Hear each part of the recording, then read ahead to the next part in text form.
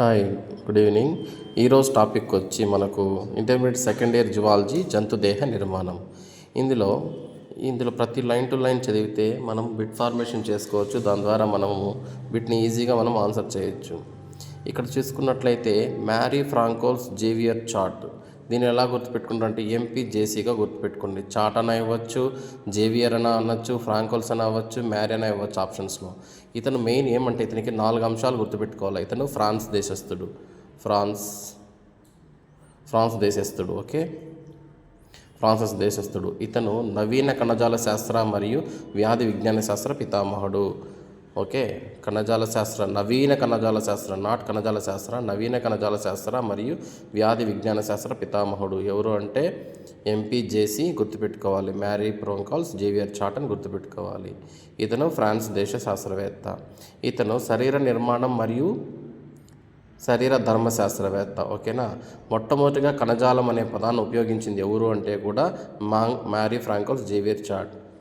అంటే ఇతను ఏం చెప్తున్నాడంటే వ్యాధిని కలిగించే వ్యాధిజనక జీవులు అవయవాన్ని మీద దాడి చేస్తాయి, కానీ అవయవంతో పాటు ఓకేనా కణజాలాన్ని కూడా దాడి చేస్తుంది అని చెప్పవచ్చు. దీనిలో కూడా ఒక బిట్టు ఫామ్ చేయవచ్చు. అంటే మ్యారీ ఫ్రాంకోల్స్ జేవియర్ చార్ట్ అనే శాస్త్రవేత్తకు సంబంధించిన అంశం ఏంటి, సంబంధించిన కాని అంశం ఏంటి, అలా అడగవచ్చు. మెయిన్ మనకు జేవియర్ చార్ట్ అంటేనే ఫ్రాన్స్ గుర్తుపెట్టుకోండి, నవీన కణజాల శాస్త్రవేత్త అని గుర్తుపెట్టుకోండి, వ్యాధి విజ్ఞాన శాస్త్రవేత్త అని గుర్తుపెట్టుకోండి. ఓకేనా. ఇతను ఫ్రాన్సు. ఇతను వ్యాధిజనక జీవులు అనేది అవయవాల మీద దాడి చేస్తుంది మరియు కణజాలాల మీద కూడా దాడి చేస్తుంది. నెక్స్ట్ తీసుకున్నట్లయితే జంతుదేహ నిర్మాణంలో మెయిన్ ఇంపార్టెంట్ వచ్చి కణదేహ నిర్మాణం మొట్టమొదటిగా ఏ వర్గపు జీవుల్లో ఏర్పడిందంటే నిడేరియా. కణజాల దేహము అంటేనే నిడేరియా. కణస్థాయి అంటే పొరిఫెరా, స్పంజికలన్నా పొరిఫెరా వర్గ జీవులన్నా ఒకటే. అక్కడ కణస్థాయి నిర్మాణం ఉంటుంది, ఇక్కడ కణదేహ నిర్మాణం కణజాల దేహ నిర్మాణం మొట్టమొదటిగా ఇక్కడ ఏర్పడింది. సో ఇక్కడ ఇంపార్టెంట్ పాయింట్ ఇదొక పాయింట్ తీసుకున్నట్లయితే నెక్స్ట్ పారాజువా జీవులలో పరిపక్వ కణాలు పునర్విభేదనం చెంది వాటి నిర్దేశిత విధులే కాకుండా ఇతర విధులను కూడా నిర్వర్తిస్తాయి. అంటే పారాజువాలో ఉన్న పరిపక్వ కణాలు ఫర్ ఎగ్జాంపుల్ స్పంజికల్లో కొయినోసోట్ అనే కణాలు ఉంటాయి. అంటే కొయినోడర్మ్ అనే 2 బాహ్యచర్మ విస్తరిత జీవులు, పొరిఫెరా జీవులు. సో కొయినోడర్ము లోపలి పొర, పినకోడర్ము వెలుపలి పొర. సో ఇక్కడ కొయినోసైట్ అనే కణాలు, కొయినోడర్మ్లో ఉన్న కణాలను కొయినోసైట్ కణాలు, ఇవి ఆహార సేకరణ మరియు జీర్ణక్రియను నిలిపివేసి సంయోగ బీజాల యొక్క అభివృద్ధిని కూడా ఏర్పరుస్తాయి. సో అందుకే ఇక్కడ పునర్విభేదనం అనే ఎగ్జాంపుల్గా ఇది స్పంజికల్ ఎగ్జాంపుల్ చెప్తాం. సో పునర్విభేదనం చెందిన కింది జీవులు ఏవి అంటే పారాజువా జీవులు అని చెప్పవచ్చు. ఫర్ ఎగ్జాంపుల్ స్పంజికల్ కింద కూడా చెప్పవచ్చు. సో ఇలా కూడా బిట్ ఫామ్ అవుతుంది. సో లైన్ టు లైన్ మనం బాగా మెమరీగా గుర్తుపెట్టుకున్నామంటే బిట్ ఏ విధంగా ఫామ్ చేసినా మనం చెప్పవచ్చు. ఓకేనా. నెక్స్ట్ ఇక్కడ నిజ కణజాల రహిత జీవులు ఇవి. యాక్చువల్గా కణస్థాయి విభేదనం = నిజ కణజాల స్థాయి రహిత జీవులు అని చెప్పవచ్చు. అంటే పొరిఫెరా జీవులన్నీ నిజ కణజాల రహిత జీవులు. ఓకేనా. ఈ టోటల్ పారాగ్రాఫ్లో మెయిన్ గుర్తుపెట్టుకోవాల్సింది కణజాల దేహ నిర్మాణం నిడేరియాలో ఏర్పడింది. పునర్విభేదనానికి ఎగ్జాంపుల్గా స్పంజికల్లో ఉన్న కొయినోసైట్ కణాలు ఈ ఆహార సేకరణ జీర్ణక్రియ కాకుండా సంయోగ బీజాలను కూడా ఏర్పరుస్తాయి. సో పునర్విభేదనం చెందించే కణాలు ఏవి అంటే పారాజువా, అది గుర్తుపెట్టుకోవాలి ఆ జీవుల్లో. ఓకేనా. అండ్ మరియు నిజ కణజాల రహిత జీవులు ఏవి అని చెప్పారంటే స్పంజికలుగా చెప్పవచ్చు. అండ్ నెక్స్ట్ తీసుకుంటే యాక్చువల్గా కణజాలాలు అనేవి 4 రకాలుగా ఉంటాయి. 1 ఉపకళా కణజాలము, 2 సంయోజక కణజాలము, 3 కండర కణజాలం, 4 నాడీ కణజాలం. సో ఉపయోగ కణజాలం యొక్క మెయిన్ ఇంపార్టెంట్స్ ఏముంటుందంటే మన శరీర ఉపరితలం మీద ఉంటాయి, స్వేచ్ఛా తలాన్ని మొత్తం కప్పి ఉండి ప్యాథోజన్స్ వ్యాధికారక జీవులు కానీ శరీరాన్ని దాడి చేసినప్పుడు మొదట మన బాహ్య చర్మం మీద ఉన్న కణాల మీదనే దాడి చేస్తాయి. సో వాటికి అవరోధంగా ఈ ఉపకళా కణాలు పనిచేస్తాయి. సో ఉపకళా కణజాలము దేనికి అవరోధంగా పనిచేస్తుందంటే భౌతిక అవరోధంగా పనిచేస్తాయి. ప్యాథోజన్స్కి, వ్యాధికారకాలకి భౌతిక అవరోధం. నెక్స్ట్ ఈ కణజాలాలు గాయాలను నయం చేయడానికి కూడా తోడ్పడతాయి మరియు జ్ఞానాంగాల్లో ఈ కణజాల ఉద్దీపనలను గ్రహిస్తాయి. 3 పాయింట్లు ఇంపార్టెంట్. ఉపకళా కణజాలానికి సంబంధించిన వాక్యం ఏది అడగచ్చు. శరీర అవయవాల ఉపరితలము మీద ఉండేది, శరీర అవయవాల ఉపరితలం మరియు స్వేచ్ఛతలాన్ని కప్పి ఉంచే కణజాలం ఏది అంటే ఉపకళా కణజాలము. వ్యాధికారక జీవులకు భౌతిక అవరోధంగా పనిచేసేది ఏది అంటే కూడా ఉపకళా కణజాలము. కణజాలాలు గాయాలను న్యాయం చేయడానికి తోడ్పడే కణజాలం ఏది అంటే కూడా ఉపకళా కణజాలము. సో జ్ఞానాంగాలలో ఉన్న కణజాలం ఏది అంటే కూడా జ్ఞాన ఉద్దీపనలు గ్రహిస్తాయి. జ్ఞానాంగాల్లో ఉండి జ్ఞాన ఉద్దీపనలు గ్రహించే కణజాలం ఏదంటే ఉపకళా కణజాలం.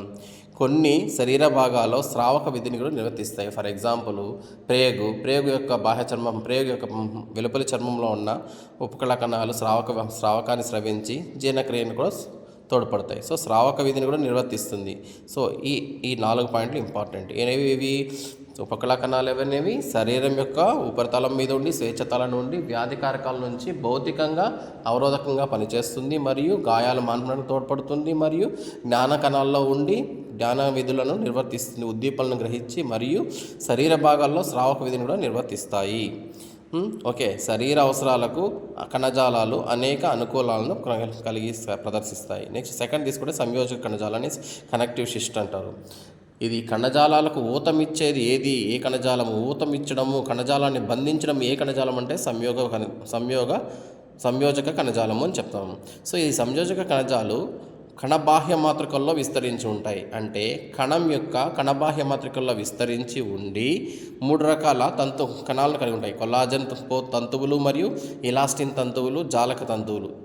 ఫర్ ఎగ్జాంపుల్, తంతువులు కలిగి ఉన్న కణజాలం క్రింది వానిలో ఏది అంటే సంయోజక కణజాలం. ఏ రకమైన తంతువులు? జాలక తంతువులు మరియు ఇలాస్టిన్ తంతువులు మరియు కొల్లాజన్ పోగులు ఆర్ కొల్లాజన్ తంతువులు. ఓకేనా. నెక్స్ట్ తీసుకున్నట్లయితే ఫైబ్రోబ్లాస్ట్ కణాలు కూడా ఉంటాయి. ఇవి కూడా వివిధ రకాల తంతువులను ఏర్పరుస్తాయి. ఈ సంయోజక కణాల మాతృకల్లో వ్యాధి కారకాలను భక్షించే స్థూలభక్షక కణాలు ఉంటాయి. ఇది వెరీ వెరీ ఇంపార్టెంట్. వ్యాధి కారకాలను భక్షించే స్థూలభక్షక కణాలు క్రింది కణజాల మాతృకలో ఉంటుంది. అంటే ఏ కణజాల మాతృక అంటే సంయోజక కణజాల మాతృక. ఓకేనా, ఇది గుర్తుపెట్టుకోండి. ఇది ఉపకళా కణజాలం మరియు సంయోజక కణజాలం. నెక్స్ట్ తీసుకున్నట్లయితే కండర కణజాలం. సో కండర కణజాలం తీసుకున్నట్లయితే కండర కణజాలము మన శరీరం కదిలించాలంటే కండరం అనేది చాలా ముఖ్యం. సో ముఖ్యంగా శరీర కదలికలకు ఉపయోగపడుతుంది. ఇందులో ఉండే ప్రోటీన్లు ఏవి అంటే ముఖ్యంగా యాక్టిన్, మయోసిన్ ప్రోటీన్లు. Very very important. Actin, myosin ప్రోటీన్లు కండరం యొక్క సంకోచాన్ని కలిగిస్తాయి. మరియు కండరాలు ఎన్ని రకాలని అడిగారండి. కండరాలు ఎన్ని రకాలంటే అస్థి మరియు హృదయ మరియు నునుపు కండరాలు. ఓకేనా, నునుపు కండరాలు. సో అస్థి హృదయ కండరాలను రేఖిత కండరాలు అంటారు, నునుపు కండరాలని అరేఖిత కండరాలు అంటారు. ఓకేనా, ఇది కండర కణజాలం. నెక్స్ట్ తీసుకున్నట్లయితే ఈ 3 లైన్స్లో ఇంపార్టెంట్ మనము ఇది గుర్తుపెట్టుకోవాలి. యాక్టిన్, మయోసిన్స్. ఓకే, చారల కండరాలు ఏవి అన్నా అస్థి హృదయనే. రేఖిత కండరం ఏవి అంటే కూడా అస్థి హృదయనే. నునుపు కండరం అంటేనే అంతరాంగ కండరాలు, అరేఖిత కండరాలు. ఇంకా ఇంటర్నల్గా మనం చూడవచ్చు రేఖిత కండరాల యొక్క విధులు, రకాలు, అరేఖిత చారల కండరాల యొక్క విధులు, రకాలు చూడవచ్చు. అది కండర కణజాలం. నెక్స్ట్ తీసుకున్నట్లయితే నాడీ కణజాల ప్రేరణ. నాడీ కణజాలం ఏంటిది? ప్రేరణలు గుర్తించి నాడీ ప్రచోదనాలను క్రియాత్మక శక్మాలను రూపంలో గుర్తించి సపోజ్ మనకు పెన్నుతో మనం వేలిని గుచ్చామనుకోండి, అది నాడీ ప్రచోదనలు మెదడుకు సంకేతాన్ని పంపించి పెన్ను బాధాకరాన్ని కలిగించడం వలన వెనక్కు లాక్ తీసుకుంటాం. సో ఇక్కడ మెయిన్ నాడీ కణజాలం నాడీ ప్రచోదనాలను, ఓకేనా, క్రియాశక్మాల రూపంలో శరీరంలో ఒక భాగం నుంచి ఇంకో భాగానికి చేరవేస్తుంది. ఒక భాగం నుంచి ఇంకో భాగానికి క్రియాశక్మాలను చేరవేసే కణజాలం ఏది అంటే నాడీ కణజాలం. ఇది ఇంపార్టెంట్. ఇందులో నాడీ కణజాలాన్ని మనం న్యూరాన్లు అంటాం. ఓకేనా. సో నాడీ కణజాలంలో మెయిన్ ఉండే కణాలు గ్లియల్ కణాలు ఉంటాయి. ఇవి ఏం చేస్తాయంటే పోషణ, రక్షణ అని గుర్తుపెట్టుకుంటారు. అలా కాకుండా ఇది తంత్రికాక్షానికి విద్యుత్ నిరోధకంగా కూడా పనిచేస్తుంది. ఇంపార్టెంట్. తంత్రికాక్ష విద్యుత్ నిరోధకంగాను పనిచేసే కణం ఏది అంటే గ్లియల్ కణాలు. ఇది అవయవాల సమన్వయానికి తోడ్పడుతుంది. అవయవాలకు సమన్వయానికి తోడ్పడే కణజాలం ఏది అంటే నాడీ కణజాలం. నెక్స్ట్ వ్యవస్థలో అంతస్తులు ఇచ్చారు. ఇది చాలా ఇంపార్టెంట్. ఆరోహణ క్రమంలో కానీ అవరోహణ క్రమంలో కానీ అడిగితే చాలా ఇంపార్టెంట్ ఇది. సో ఫస్ట్ ఈ కణజాలం ఎలా ఫస్ట్ పరమాణువు అణువుగా మారుతుంది. అణువు స్థూలాణువు నుంచి అంగం నుంచి కణం, కణజాలం, అవయవ వ్యవస్థ, మొత్తం శరీర దేహం. ఓకేనా. సో పరమాణువు గుర్తుపెట్టుకోండి, అణువు గుర్తుపెట్టుకోండి, నెక్స్ట్ స్థూలాణువు గుర్తుపెట్టుకోండి, అంగం గుర్తుపెట్టుకోండి. ఇక్కడ పరమాణు తర్వాత అణువు కామన్. ఈ రెండిట్లో ఒకటే ఇవ్వచ్చు మేబీ ఇస్తే.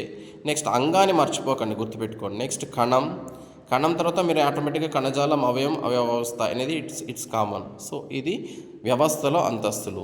ఈ ఒక పేజీనే మనకు 10 మినిట్స్ పట్టింది. ఓకేనా, 10 మినిట్స్ పట్టింది మన ఎక్స్ప్లెనేషన్స్కి. మనకు ఇంపార్టెంట్ గుర్తుపెట్టుకోవడానికి, చదువుకోవడానికి ఒక పేజీనే మనకు 10 మినిట్స్ పడుతుంది.